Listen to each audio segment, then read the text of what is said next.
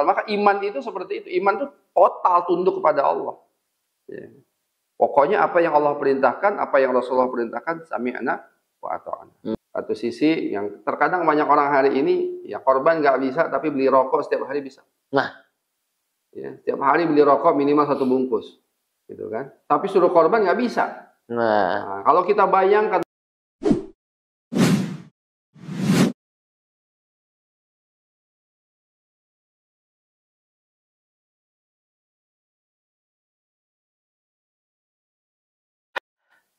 Bismillahirrahmanirrahim. Assalamualaikum warahmatullahi wabarakatuh. Waalaikumsalam warahmatullahi wabarakatuh. Sahabat Mida dimanapun Anda berada, berjumpa lagi dengan saya, Rizky Haitsul Haq, Ketua dari Yayasan Mitra Dai Indonesia, dalam segmen kita di Mida Channel, yaitu Podcast Sahabat Mida. Masya Allah. Sudah hadir di depan kita, Ustadz Ahmad Firmansyah. Assalamualaikum Ustadz. Waalaikumsalam warahmatullahi wabarakatuh. Izin saya menyapa sahabat Mida dulu, Ustadz. Siap. Baik, sahabat Mida, dari Sumatera sampai Papua, semoga selalu dalam keadaan sehat. Amin. Kami terus mengajak sahabat Mida sekalian, jangan lupa dukung terus kanal YouTube ini, bisa dengan cara like, komen, dan share, atau subscribe, ya.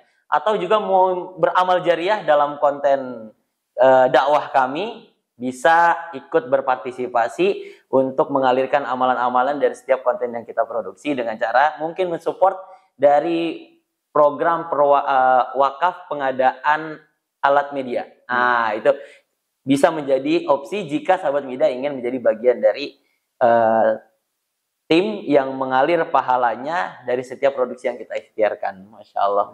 Baik, alhamdulillah sudah hadir di depan kita. Tadi kita sudah sapa Ustadz Ahmad Firmansyah sekali lagi. Assalamualaikum Ustadz. Waalaikumsalam warahmatullahi wabarakatuh. Gimana keadaannya Ustadz? Alhamdulillah sehat. Alhamdulillah. Masya Allah. Di sore hari yang hujan rintik-rintik ini Ustadz ya. Alhamdulillah kita bisa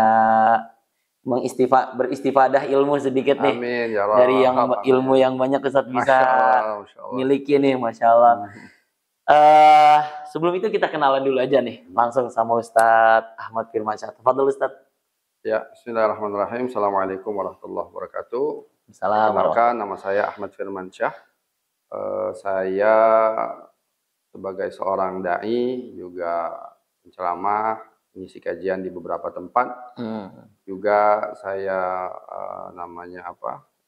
juga sebagai tim dakwah di salah satu yayasan di sini di Senen, dan banyak kegiatan yang lainnya. Masya Allah. Tinggal di mana Ustadz? Tinggal di Jatinegara. Jakarta. Masya Allah. Jakarta Timur ya. Dan alhamdulillah sudah menikah dengan 4 orang anak. Masya Allah, doain berkah. mudah-mudahan jadi anak yang soleh-soleh. Amin ya Rob. Boleh sedikit studi dulu? Oh iya, saya studi di Ma'had Ali An-Nuaimi. Masya Allah. Di sini di Ma'had Ali An-Nuaimi yang memang fokus di bidang dakwah dan pendidikan. Melahirkan dai-dai yang sekarang alhamdulillah sudah tersebar ke seluruh Indonesia. Masya Allah, alhamdulillah. Dan juga setelah selesai dari Nuaimi, kemudian saya tadi lagi melanjutkan S2 di Fakultas Dirasat Islamiyah. Masya Allah. UIN Syarif Hidayatullah, bareng ya kita. Kakak kelas saya kebetulan. Di FDI. Alhamdulillah. Kemudian setelah itu, ya kalau sampai sekarang masih tetap belajar walaupun tidak formal. Masya Allah. Beberapa kiai-kiai dan para ulama habaib di Jakarta. Masya Allah, Masya Allah. Tetap kita tulul hayah ya, sampai panjang hayat. Tetap menuntut ilmu Ustadz ya. Masya Allah. Masya Allah, tabarakallah Ustadz. Terima kasih sekali lagi atas waktunya sudah menyempatkan di sini. Siap. Dan sebelum kita menyimak pemaparan dari Ustadz Firman, mungkin saya ingin menyampaikan prolog terlebih dahulu. Baik, sahabat Mida sekalian, alhamdulillah tidak terasa kita sudah melewati Ramadan, ada Syawal, Zulqa'dah ya. Sekarang kita sudah berada di bulan Zulqa'dah dan sebentar lagi kita akan memasuki bulan Zulhijjah. Nah, memasuki bulan Zulhijjah sering menjadi bahasan di tengah-tengah kita karena kita akan mendekati hari raya Kurban, Ustaz. Di situ mulai timbul banyak pertanyaan-pertanyaan yang ada seputaran berkurban, ibadah berkurban. Maka dari itu kita pengen tahu kenapa Allah Subhanahu wa taala memerintahkan kita untuk beribadah kurban. Nah, dan apa sih hal-hal yang perlu kita perhatikan dalam mempersiapkan menuju kurban yang mungkin akan kita tunaikan nanti. Nah, Dan semoga kita berdoa Allah selalu izinkan kita, lapangkan rezeki kita untuk bisa berkurban, Ustaz ya. Amin ya Rabb. Masya Allah. Dan ya insya Allah dari setiap bulu, dari setiap darah yang disembelih untuk menghadap nama Allah Subhanahu Wa Taala itu jadi pahala semua buat kita tuh. Maka dari itu detailnya kita akan ambil hikmahnya dan juga pelajarannya dari hikmah pelajaran perintah berkurban itu dari Ustadz kita, Ustadz Ahmad Firmansyah. Dan untuk tidak memperpanjang waktu, langsung aja Ustadz, ini ada slide-nya, nanti di tengah-tengah mungkin kita tektokan atau menguatkan. Tafadhol masykur Ustadz. Baik. Bismillahirrahmanirrahim. Alhamdulillahirabbil alamin. Allahumma shalli ala sayyidina Muhammadin wa ala alihi wa sahbihi ajmain. Kita hari ini akan bicara tentang korban. Ya, yang subhanallah ini adalah amal ibadah yang sangat luar biasa. Syariat yang disyariatkan dari zaman Nabiullah Ibrahim alaihissalam dan memiliki banyak makna dalam kehidupan kita. Nanti kita akan bahas dan diteruskan oleh baginda Nabi Muhammad sallallahu alaihi wasallam. Baik, hadirin yang dirahmati para sahabat Mida, dirahmati Allah Subhanahu wa taala. Ya, kalau bicara tentang korban, ya ini kan ada namanya dalam fikih itu ada istilahnya itu jami' mani'. Gitu. Apa tuh Ustaz? Jami' mani'. Jami' istilah dalam ta'rif itu kan ta'rif itu harus mengandung jami' mani'. Jami' yang mencakup semuanya, mani' yang membatasi. Oke. Nah, jadi jangan sampai keluar daripada itu. Maka kita kalau ta'rif ada lugawi, ada istilahi gitu kan, maka yang istilahi itu dia harus jami' mani'. Mencakup apa aja hal itu tapi juga membatasi. Makanya ta'rif itu singkat tapi dia jelas. Nah, ini langsung saya ambil terjemahnya saja dari beberapa literatur. Ya, ibadah kurban adalah ibadah berupa menyembelih hewan tertentu, kambing, domba, sapi, kerbau atau onta dengan niat untuk mendekatkan diri taqarruban kepada Allah dengan waktu pelaksanaan mulai tanggal 10 Zulhijjah setelah masuk waktu Idul Adha dan sudah melewati kadar waktu yang cukup untuk melaksanakan salat 2 rakaat dan 2 khutbah. Yang setelah itu semua, salat Idul Adha, sampai dengan berakhirnya hari tasyrik yaitu tanggal 13 Dzulhijjah. Jadi itulah yang disebut korban. Kalau di luar daripada itu ya dia bukan korban. Artinya dia sedekah biasa. Nah, dia sedekah biasa. Tapi yang namanya korban ya dia harus memotong kambing, domba, sapi atau kerbau gitu kan atau onta. Dan di hari-hari tersebut dari setelah Idul Adha tanggal 10 Dzulhijjah sampai ke 13 Zulhijjah. Berarti kalau lebarannya tanggal 10 berarti 3 hari ke depannya berarti ya? Hari tasyrik, ayam tasyrik gitu kan. Nah, berkaitan dengan syariat korban udah banyak lah dan insya Allah kita sudah pada tahu inna a'tainakal kautsar fasholli lirabbikal wanhar. Rasulullah juga berkorban ketika di hari Hudaybiyah dan banyak hadis-hadisnya ya tadi juga. Nah, saya rasa tidak terlalu berpanjang lebar karena insya Allah kita sudah pada tahu syariat. Sering kita dengar ya, Betul. Nah, ini yang sangat penting yaitu hikmah dalam berkorban. Nah, ini dia nih. Kenapa sih Allah perintahkan kita ini untuk berkorban? Ya, tadi sudah saya bahas bahwa korban ini disyariatkan di awal yaitu oleh Allah kepada baginda Nabiullah Ibrahim alaihissalam. Ya, yang mana awalnya itu Allah memerintahkan Nabi Ibrahim alaihissalam untuk menyembelih anaknya.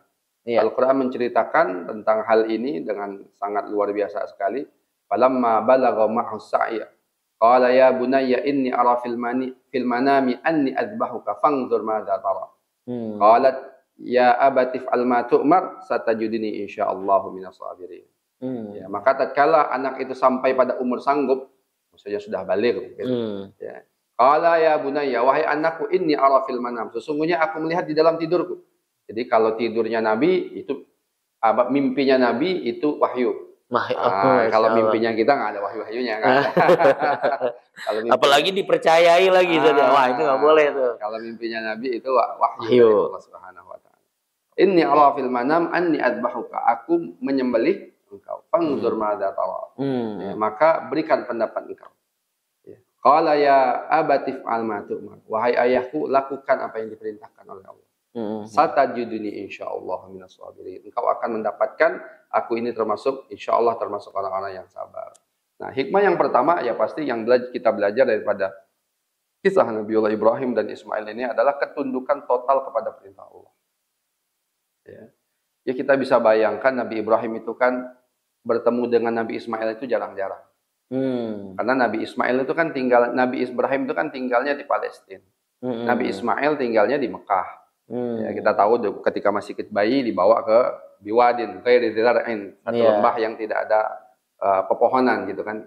Tandus ya. Tandus ya di Mekah Al-Mukarramah. Jadi ketemunya itu jarang-jarang. Sekali ketemu diperintahkan oleh Allah untuk sembelih. Gitu kan. Ini luar biasa sekali perjuangan Nabiullah Ibrahim alaihissalam. Tapi ya disitulah letak keimanan. Artinya keimanan itu adalah tunduk total kepada perintah Allah. Nah, jadi keimanan itu adalah tunduk total. Ketika Allah perintahkan A, ya, maka kalau para sahabat mengatakan sami'na wa ata'na, kami dengar, kami taati, nggak pakai tanya-tanya. Sama kalau para sahabat kan kisahnya itu kan waktu turunnya ayatul khamar. Ayatul khamar, ayat tentang khamar itu kan. Dikisahkan kan jalan-jalan Madinah itu basah karena khamar-khamar yang dibuang oleh para sahabat. Dari dalam rumahnya. Ketika sudah turun perintah tahrimul khamar itu ya. Khamar itu. Turun perintah nggak pakai nanya lagi. Langsung dibuang semuanya oleh para sahabat. Sampai jalan-jalan Madinah basah. Sampai jalan-jalan Madinah basah. Karena sahabat nggak mau lagi pegang khamar dalam. Ada sesuatu yang najis di dalam rumahnya yang diharamkan oleh Allah Subhanahu. Kalau sampai menyimpan khamar itu saja. Sampai menyimpan khamar. Jadi makanya para sahabat ini kan ketundukan total. Maka iman itu seperti itu. Iman itu total tunduk kepada Allah. Ya. Pokoknya apa yang Allah perintahkan, apa yang Rasulullah perintahkan, sami'na wa ata'na. Maka di dalam korban ini kita belajar kepada Nabiullah Ibrahim dan Nabi Ismail alaihissalam bagaimana tunduk total kepada perintah Allah. Karena tidak semua orang bisa seperti itu. Ya. Apalagi sekarang manusia banyak pakai logika. Kan manusia sekarang banyak pakai logikanya. Oh, kok nggak sesuai logika? Padahal bicara iman bukan bicara logika, tapi bicara hati. Nah, itu. Hanya kata Imam Ali radhiyallahu anhu, andaikan Islam ini pakai logika, maka yang dibasuh itu adalah bawahnya kuf, bukan atasnya kuf. Kuf tahu ya, sepatu dari kulit yang sampai atas itu kan kalau orang wudhu pakai itu punya rukhsah untuk tidak membuka kufnya, hanya membasuh atasnya saja. Nah kalau kita pakai logika seharusnya yang kotor kan bawah, bukan atas. Atas kan nggak kotor. Tapi kenapa dalam syariat ternyata Rasulullah mencontohkan bukan membasuh bawahnya, tapi membasuh atas. Karena Islam itu, syariat itu bukan logika, syariat itu iman, tunduk pada perintah Allah. Walaupun kalau bicara logika umat Islam tuh nggak kurang lah. Bagaimana ilmu tentang logika ada ilmu khusus kan, ilmu mantik itu ilmu logika. Ya kita dulu belajar ya di Gontar ilmu mantik. Nah, itu kan ilmu tentang logika, semuanya tentang gimana membahas logika. Tapi ketika berkaitan dengan hukum Allah, kami kami dengar, kami taat. Masya Allah, Masya Allah. Banyak sekali ya hikmah dalam. Baru poin 1 aja udah daging semua. Masya Allah. Masya Allah. Fadal Ustaz, lanjut Ustaz. Nah, ini poin kedua, yang mendidik untuk prihatin kepada kaum fakir miskin. Yang kita tahu lah. Makanya dalam syariat korban nanti, korban itu ketika kita berkorban, korban yang sunnah, yaitu kita harus membagi dagingnya itu menjadi 3. Sepertiga untuk kita sebagai yang berkorban, boleh kita makan, boleh kita untuk keluarga kita makan. Sepertiga untuk kaum fakir miskin yang membutuhkan. Yang ketiga untuk orang-orang kaya atau saudara-saudara kita yang kita mau kasih hadiah. Oh gitu. Jadi dibagi 3 itu. Sepertiga kita, sepertiga orang kaya, yang orang miskin, kaum fakir miskin. Ya, kaum fakir miskin ini kalau dikasih nggak boleh daging yang sudah dimasak. Jadi memang murni daging yang fresh. Daging fresh kita bagiin gitu. Gitu kan, dan dagingnya daging asli yang bagus gitu ya. Nah, tapi kalau untuk orang yang kaya tadi boleh dibuat dendeng dulu, boleh dibuat ini dulu, boleh. Oh, artinya ada bagian dari hewan sembelihan tadi yang boleh diolah saja. Yang boleh diolah, tapi memang sunnahnya yang paling bagus kalau korban itu tidak diolah. Sunnah. Berbeda dengan akikah. Kalau akikah sunnahnya diolah. Oh, sunnahnya diolah. Kalau akikah sunnahnya diolah dulu, dimasak jadi sate, jadi kari, gulai gitu kan. Tapi kalau kurban sunnahnya daging-dagingnya.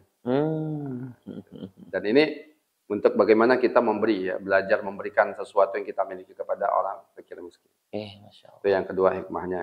Yang ketiga, kita belajar juga dari baginda Nabiullah Ibrahim alaihissalam tentang bagaimana metode pola pendidikan Nabi Ibrahim kepada Nabi Ismail. dan kepada anak-anaknya. Kan Nabi Ibrahim ini kan punya julukan Abul Anbiya, bapaknya para nabi. Betul. Karena semua anaknya kan jadi nabi. Bukan semua ya. Kebanyakan anak keturunan dia menjadi nabi. Yang kita tahu anaknya Nabi Ishak dan Nabi Ismail jadi nabi. Itu kan nanti dari Ishak ini Yakub, maka semua nanti Musa, Harun, Bani Israel itu adalah semua nabi. Yeah. Nah, ternyata Nabi Ibrahim ini sangat luar biasa sekali dalam mendidik ya, khususnya Nabi Ismail alaihissalam dalam kisah ini. Bagaimana Nabi Ismail yang ketika itu anak muda tapi tunduk, kalau kata bapaknya, saya dapat mimpi seperti ini. Dan mimpi ini bukan mimpi yang sederhana ya, mimpi disembelih kepalanya. Iya. Maka dia langsung tunduk, dia katakan, satajiduni insyaallah minas sabirin. Kau akan mendapatkan aku termasuk orang yang sabar. Nah, makanya pendidikan kita terhadap anak itu pertama kali adalah didik iman. Didik iman. Ini pendidikan yang paling penting. Didik atas tauhid, dididik atas iman. Ya. Kan Rasulullah tuh bersabda, bahkan para sahabat tuh berkata, bercerita tentang Rasul, bagaimana metode pendidikan Rasulullah. Kata para sahabat, ta'allamnal iman tsummal Qur'an. Tsumma zdada imana. Kami belajar iman dulu, baru kemudian belajar Al-Quran.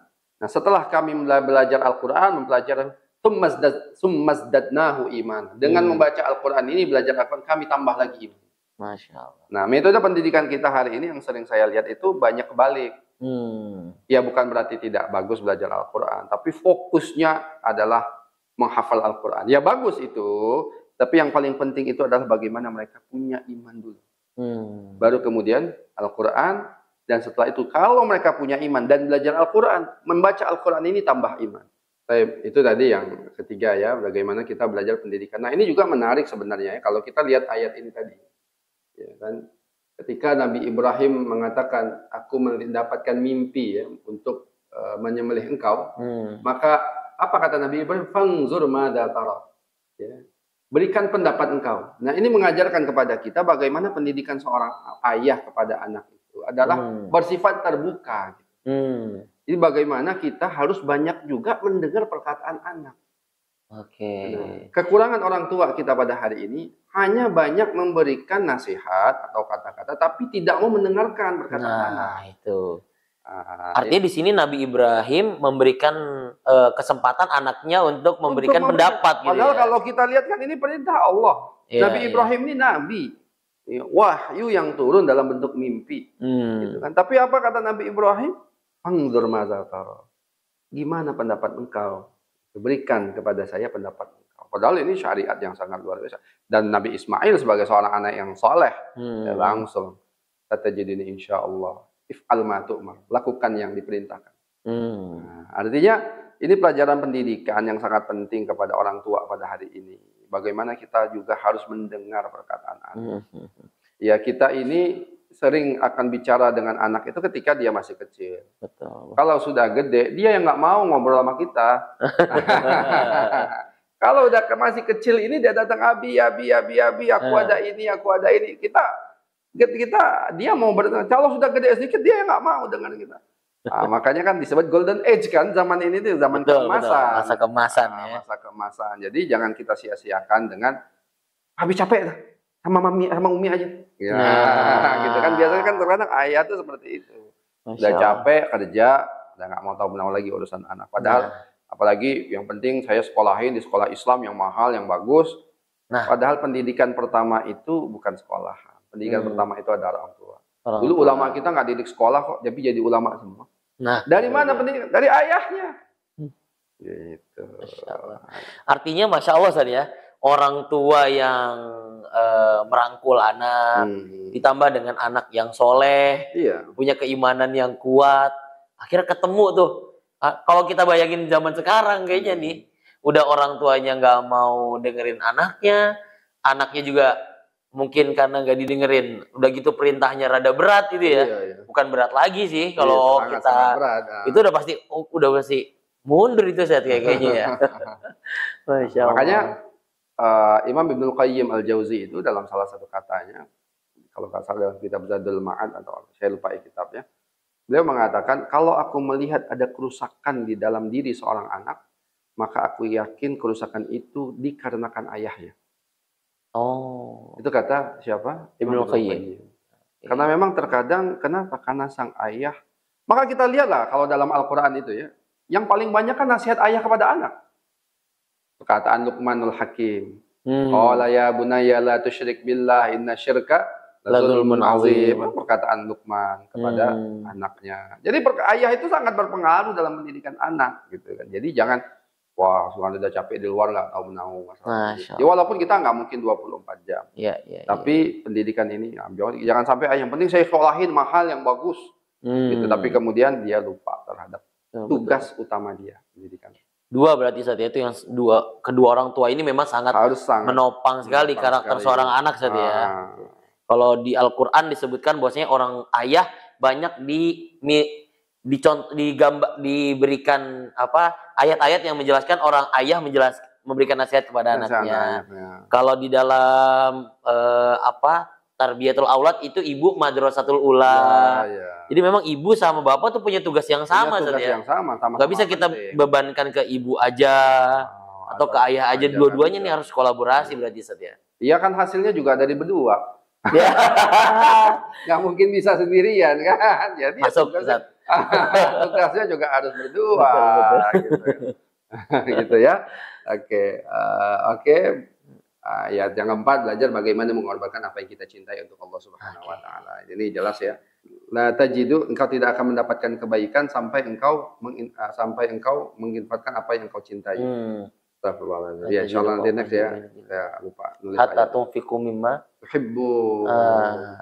Hatta tunfiqu mimma tuhibbun. Sebelumnya apa? La tajidu lan tanalul birra hatta tunfiqu mimma tuhibbun. Lan, kata-katanya lan. Kita belajar bahasa Arab tahu lah. Lan tanalul birra. Tidak akan kau mendapatkan kebaikan hatta tunfiqu mimma tuhibbun. Sampai engkau mengorbankan apa yang kau cintai. Uang ini kan sesuatu yang kita cintai. Ya, apalagi Idul Adha, harga kambing lagi tinggi-tingginya kan? Gimana itu ya? Satu sisi yang terkadang banyak orang hari ini ya korban nggak bisa, tapi beli rokok setiap hari bisa. Ya, setiap hari beli rokok minimal 1 bungkus, gitu kan? Tapi suruh korban nggak bisa. Nah, kalau kita bayangkan rokok 1 bungkus itu misalnya berapa? 20.000. Kalau 1 tahun udah berapa duit? Harusnya bisa dia korban. Nah, tapi ya itulah. Sebulan aja kalau sehari 20.000 berarti sebulannya udah 600.000. 600.000 sangat cukup kita berkorban. Ya. Korban ini salah satu adalah mengorbankan apa yang kita cintai. Iya. Kalau 10 bulan dapat 6 juta. Oh, itu sudah kambing grade A itu kayaknya ya. Nah, ini beberapa hikmah yang bisa kita ajar. Kemudian kita akan membahas sedikit beberapa hukum. Saya tidak bahas detail dari hukum masalah korban, insya Allah banyak yang lain. Tapi yang memang sering menjadi permasalahan ya dalam masalah hukum korban ini. Yang pertama, hukum korban adalah sunnah muakkad apabila sendiri dan sunnah kifayah bagi keluarga. Ya, jadi kalau kita sendirian, bujang, ya misalnya gitu, kita sunnah muakkad, sangat yang dikuatkan. Tapi kalau sudah berkeluarga, hukumnya sunnah kifayah. Sunnah kifayah itu gimana sih? Sunnah kifayah itu adalah seperti fardu kifayah. Nah, fardu kifayah itu kan misalnya sholat mayit. Kan hukumnya fardu kifayah. Kalau tidak ada yang nyolatin kan semua dosa. Nah, maka kalau nggak ada yang korban ya nggak sampai dosa, tapi paling nggak makruh. Karena hukumnya adalah sunnah kifayah. Nah, tapi kalau ada satu orang saja yang berkorban, misalnya si ayah berkorban atas nama dia dan keluarganya, itu cukup. Tapi saya tanya, boleh nggak apabila ayahnya korban, istrinya korban, anaknya korban, boleh nggak? Boleh.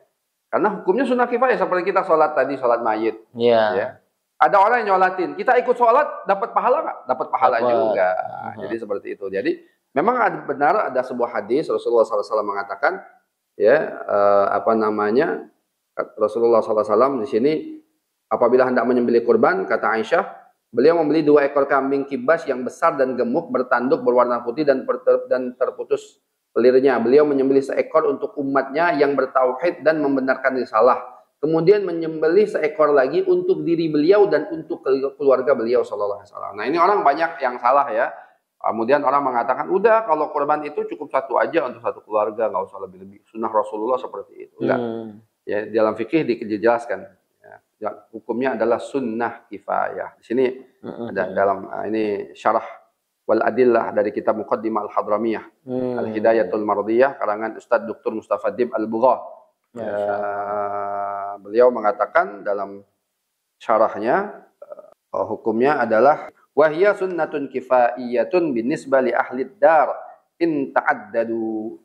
Dan dia hukumnya sunnah kifayah kalau dinisbatkan kepada penduduk rumah. In ta'addadu, kalau banyak penduduknya itu. Wa yujzu an yuthbiha wahidatun ahum, dan diberikan ganjaran kalau yang yadhbaha, kalau menyembelihnya itu salah satu di antara mereka. Fa illam yata'addadu wa kana sahibud dar wahidan sarat sunnatun ainiyah fi haqqihi. Kalau nggak banyak orang, cuma satu aja, maka dia menjadi sunnah ainiyah. Sunnah seorang sendiri fi haqqihi, dalam hak dia. Nah, gitu. Jadi kalau satu keluarga dia sunnah kifayah, kalau banyak orang, kalau satu sendirian dia sunnah ainiyah, sunnah muakkad, dan kalau banyak orang dia menjadi sunnah kifayah. Artinya boleh diwakilkan satu, tapi kalau mau lebih juga nggak apa-apa. Malah lebih bagus. Orang mampu ya kenapa enggak gitu kan. Nah, itu yang pertama ya, yang banyak orang kadang suka ini tuh ya, nggak usah cukup satu kambing aja misalnya gitu kan, ini sunnah Rasul. Enggak, ini dibahas oleh para ulama fikih sunnah kifayah.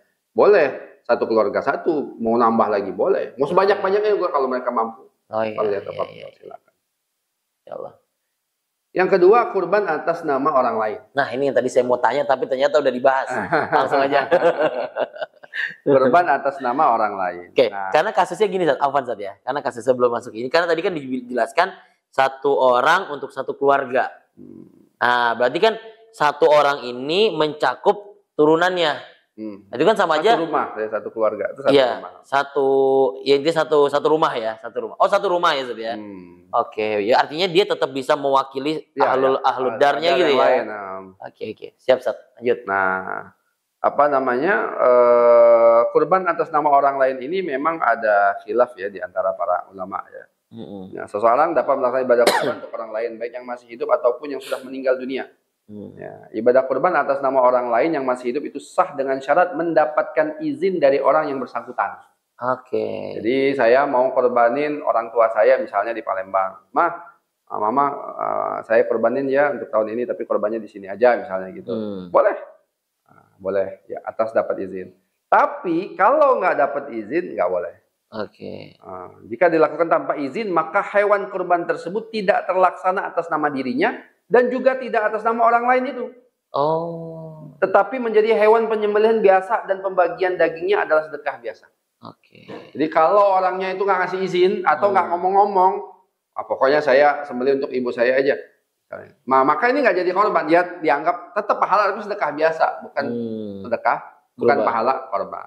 Gitu. Jadi harus ada izin kalau orangnya masih hidup.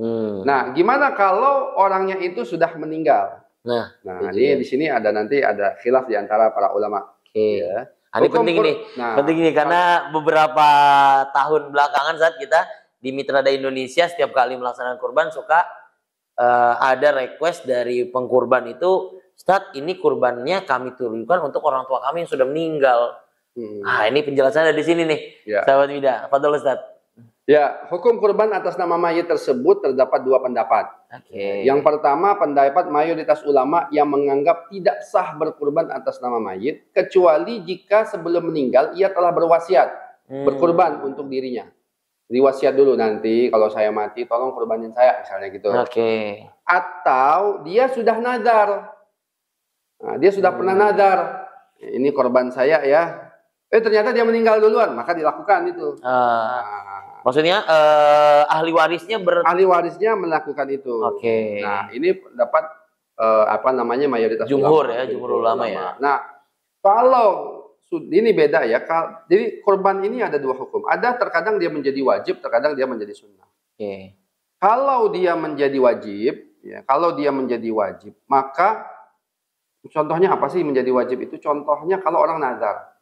Nazar. Saya nazar berkorban, dia wajib. Betul. Nah, maka berkorbannya ini menjadi wajib. Nah, bedanya yang wajib sama sunnah apa? Kalau wajib dagingnya nggak boleh diambil.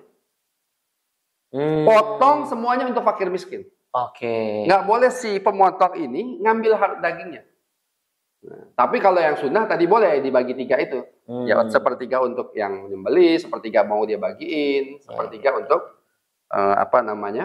untuk orang-orang miskin, fakir miskin. Itu nazar ketika si pengkurban itu masih hidup ataupun sudah mati atau sudah mati boleh. Ketika dia masih hidup atau dia sudah mati, atau misalnya bapaknya nih, saya nazar dulu ngasih tahu anaknya bahwasanya saya nazar kurban belum terlaksana sampai sekarang misalnya. Bapaknya meninggal, maka si anak kemudian korbanin nazar bapaknya. Nah, kalau seperti ini dagingnya nggak boleh diambil. Semua wajib disedekahkan. Misalkan saya mau ujian ini, kalau saya lulus saya bernazar mau berkurban. Nah, itu nazar kurbanan yang dia pakai dari hasil nazarnya itu dagingnya juga tidak boleh dia ambil. Nggak boleh. Oh, jadi ketika nazar itu kalau nazar itu kurban, hukumnya, ketika kurban itu hukumnya wajib, maka dagingnya nggak boleh dibagi. Dagingnya nggak boleh dibagi. Semua untuk fuqara wal masakin. Masya Allah. Nah, beda dengan sunnah. Makanya dalam pembahasan fikih itu, kalau kita bahas di sini juga di muqaddimah ini dijelaskan. Sampai kalau mengatakan wala tajibu, dan tidak wajib illa bin nadri, kecuali dengan nazar. Wa biqaulihi hadhihi adhiyah. Sampai dia mengatakan, dia misalnya berkata, ini korban saya nih. Au ja'altuha adhiyatan, atau aku jadikan dia ini sebagai korban saya. Udah ada dia tunjuk kambing sigohnya, ini korban saya, maka itu menjadi wajib. Nah, walaupun nanti para ulama nih dibahas juga oleh para ulama, itu kan tergantung adah aja, tergantung dia. Ada yang orang ngomong ini korban saya, tapi maksudnya bukan mengatakan nazar. Ya, hanya booking lah gitu. Kalau nazar kan janjinya kepada Allah kan. Ya, tapi bisa kita al-khuruj minal khilaf kan mustahab. Al-khuruj minal khilaf mustahab. Jadi sigohnya itu, kata-katanya itu bisa kita rubah. Ini korban sunnah saya. Jadi dia jelas gitu. Walaupun kalau ada yang ini korban saya, nggak kemudian jadi daging, jadi wajib, kemudian kita makannya jadi haram gitu kan, nggak juga. Ya, nanti dibahas oleh para ulama dalam beberapa bahasul masail dikatakan kalau memang adah kita nih orang Indonesia kan berbeda dengan bahasa Arab. Kita orang Indonesia ini sudah mengatakan tidak biasa. Ini korban saya nih nanti nih. Bukan berarti dia mengatakan ini nazar.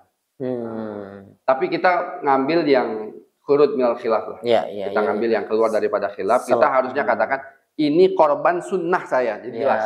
Ini korban sunnah saya. Jadi kata-kata ini kan menentukan. Jadi jangan kita anggap kan itu cuma kata-kata doang. Enggak. Kita nikah itu karena kata-kata. Nah, itu dia. Orang zina sama nikah bedanya kan ada akadnya. Ada akadnya. Ada akadnya gitu kan. Jadi kalau udah sah baru halal. Kalau nggak ada sah ya itu halal. Apapun caranya nggak dibenarkan saja ya. Gitu. Nah, itu korban atas mayit. Jadi korban atas mayit ini kalau dia bernazar, para ulama sepakat wajib dilakukan. Tapi kalau dia tidak bernazar, jumhur ulama mengatakan nggak boleh. Tapi ada ulama yang lain mengatakan boleh dengan dalil bahwasanya sama seperti sedekah. Jadi dia mengkiaskan sedekah. Kalau sedekah kan kita boleh sedekah atas nama orang meninggal. Nah, kan itu kan masyhur dalam hadisnya, ada sahabat bertanya, ya Rasulullah, ibuku sudah meninggal, afa atasaddaqu biha, bolehkah aku sedekah atas nama dia? Kata Rasulullah, sedekah. Gitu. Nah, maka dikiaskan kurban ini seperti sedekah, maka kalau sedekah boleh untuk orang mayit, ini juga boleh untuk orang yang sudah meninggal. Korban juga boleh untuk orang meninggal. Kalau tidak salah, pendapat pertama ini pendapatnya Imam Romli, pendapat kedua Imam Nawawi kalau salah seperti itu. Artinya para ulama berbeda pendapat. Kalau kita ambil yang kedua juga nggak apa-apa, karena ada khilaf di antara para ulama. Masya Allah. Ini ada beberapa lagi sebenarnya membagikan daging kurban keluar daerah. Ya, artinya membagikan keluar daerah itu, hukum membagikan daging kurban keluar daerah tempat penyembelihan kurban terdapat perbedaan antar ulama, yaitu ada pendapat yang mengharamkan dan ada pendapat yang memperbolehkan. Ya, jadi ada yang mengatakan boleh, ada yang mengatakan nggak boleh. Nah, jadi misalnya begini, saya motong nih di Jakarta, dagingnya saya kirim ke Bogor atau ke Sukabumi. Nah, sebagian ulama mengatakan boleh. Nah, sebagian ulama mengatakan nggak boleh. Nah, yang mengatakan boleh pun ada syarat. Syaratnya bukan bagian dari fuqara wal masakin. Jadi misalnya begini, kan sepertiga tadi, yang fuqara wal masakin ini di sini. Harus di sini. Oke. Nanti yang sisanya mau dipisahin nggak apa-apa. Gitu ya, itu yang pertama. Nah, ada yang mengatakan yang boleh mengatakan seperti ada yang mengatakan nggak boleh, pokoknya untuk halil baladnya orang daerah itu. Nah, tapi kita bisa ambil jalan tengah. Jalan tengahnya itu gimana? Yang nggak kita kirim duitnya, kita wakilkan. Nah, beliin korban, nanti kamu misalnya daerah yang jauh-jauh yang jarang gitu kan. Udah nanti saya beli korban, potongnya di sana. Boleh, nggak apa-apa, itu nggak ada. Boleh ya berarti ya. Masya Allah. Nah, kebetulan kita kurbannya nih beberapa tahun ini juga bukan hanya di Jakarta, Ya, itu tapi malah di untuk, NTT, di Sumatera. Karena kan untuk ini surplus korban, Jakarta banyak korban. Nah, itu dia. Di NTT mana-mana kan. Nah, jadi caranya seperti itu. Betul. Caranya seperti itu. Makanya tagline kita nih, Zat, berkah perkotaan. Makanya kalau ditanya kota itu berkah, salah satunya yang berkorbannya banyak gitu, Zat. Yang niat berkorban banyak. Makanya kita bersamai dari pedalaman, Zat. Jadi kita share-share juga ke pedalaman itu, Masya Allah. Khair, Zat. Nah, ini yang mungkin terakhir kali ya. Menggabungkan ibadah kurban dan akikah. Nah, ini kan sukanya saya mau gabungkan nih. Apa seperti misalnya dalam mazhab Syafi'i itu kan boleh ibadah sunnah dalam satu niat. Dalam mazhab Syafi'i seperti itu. Nah, apakah boleh ibadah korban sama akikah? Ini khilaf juga di antara ulama. Ya, khilaf di antara para ulama menggabungkan ibadah kurban dan akikah apabila seorang menyembelih satu ekor kambing dan meniatkan sebagai kurban sekaligus akikah, maka hukumnya khilaf, terjadi perbedaan. Sebagian ulama mengatakan boleh, sebagian ulama mengatakan tidak boleh. Masya Allah. Saya menggabungkan ibadah kurban dan akikah. Ini terjadi khilaf di antara para ulama. Sebagian mengatakan boleh menggabungkan kurban dan akikah, sebagian lagi mengatakan nggak boleh. Walaupun sama-sama sunnah ya, Ustaz ya? Walaupun sama-sama sunnah. Karena dia bentuknya berbeda. Kalau kurban itu sunnahnya mentah dibagikan, kalau akikah sunnahnya dimasak, diolah. Dan tujuannya juga berbeda. Tujuan kurban itu untuk merayakan Hari Idul Adha dengan membagikan daging kepada orang-orang yang miskin, sedangkan akikah itu merayakan kebahagiaan terhadap kelahiran seorang anak. Ya, walhasil khilaf lah. Boleh kita lakukan lah selama masih ada khilaf di antara. Walaupun saya ambil ini mayoritas dari pendapat fikih Syafi'i ya. Dalam fikih Syafi'i pun terjadi khilaf. Yang terakhir memberikan daging kurban kepada kafir atau non muslim. Nah, ini berbeda pendapat di antara para ulama. Imam Nawawi mengatakan boleh, Imam Romli mengatakan nggak boleh. Ya, tapi Imam Nawawi pun bolehnya kalau kafirnya dhimmi. Kafirnya yang tidak menyerang ya. Tidak menyerang. Gitu kan, yang tidak menyerang, yang baik gitu, yang kemudian ya baik-baiklah dengan tetangga kita. Sedangkan kalau Imam Romli tetap nggak boleh, hanya khusus untuk orang muslim. Kalau Imam Romli ini cenderung mazhabnya di mazhab Syafi'i. Ini semuanya khilaf di dalam mazhab Syafi'i. Jadi ini khilaf yang ada di mazhab Syafi'i. Jadi kalau kita belajar khilaf itu dalam mazhab Syafi'i pun terjadi khilaf antara Imam Romli dan Imam Nawawi, ada khilaf antara Imam Romli dan Ibnu Hajar al-Haytami. Jadi mujtahid mazhab dalam mazhab Syafi'i itu kan Romli, Ibnu Nawawi, Ibnu Hajar al-Haytami itu kan yang memang diakuin di dalam banyak lah dalam mazhab Syafi'i. Iya. Masya Allah. Sudah selesai nih, Zat? Ya. Alhamdulillah, Masya Allah. Itu sedikit beberapa hukum terkait dengan ya banyak kalau kita mau bahas hukumnya banyak penelitiannya juga. Tapi yang mungkin yang sering terjadi di kalangan masyarakat. Karena satu lagi sebenarnya yang sering terjadi itu adalah masalah kulit. Nah, kulit ini terkadang kulit atau kepala, kaki gitu kan. Nah, sebagai kadang panitia itu buat deal-dealan dengan tukang jagal. Tukang jagal kemudian minta upahnya itu kepala dan kaki. Iya. Itu kan mereka nggak usah dibayar tapi kepala kakinya untuk. Nah, ini nggak boleh. Jadi tidak boleh menjadikan bagian daripada hewan kurban itu sebagai bayaran. Upah. Dia mesti dibagikan semuanya. Dibagikan semuanya.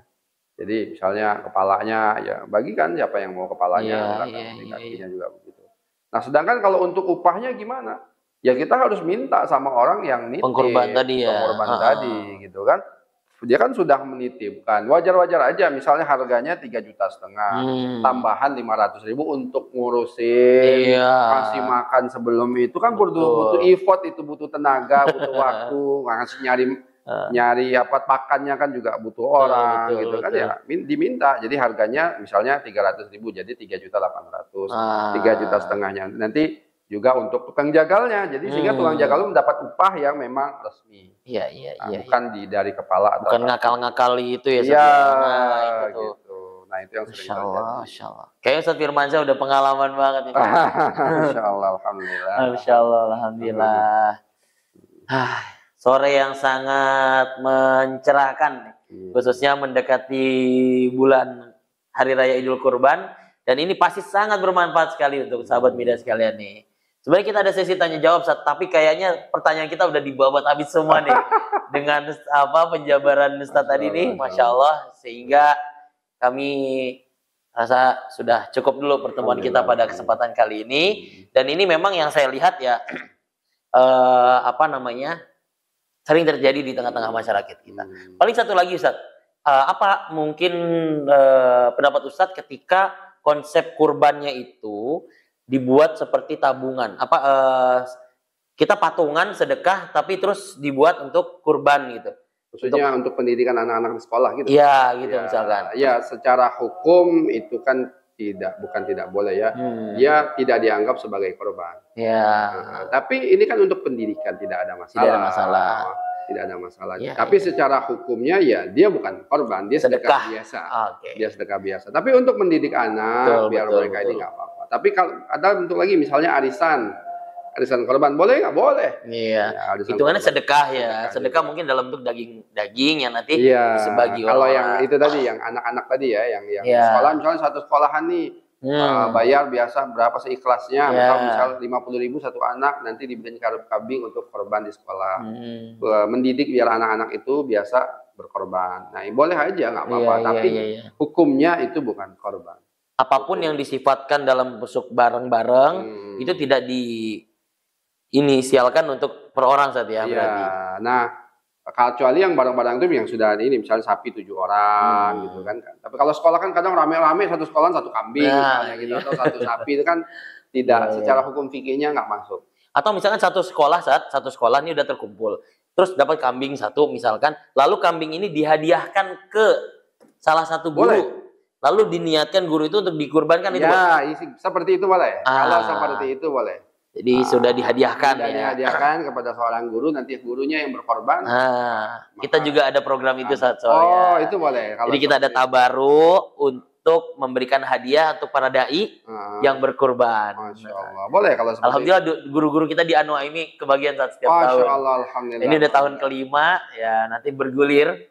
Kita kasih hadiah untuk beliau berkorban. Masya Allah, barokah. Kalau seperti itu boleh. Jazakallah khairan Ustaz Ahmad Firmansyah atas penyampaiannya, dan Masya Allah tadi kita sudah dengar penyampaian yang sangat detail dan juga jelas ya.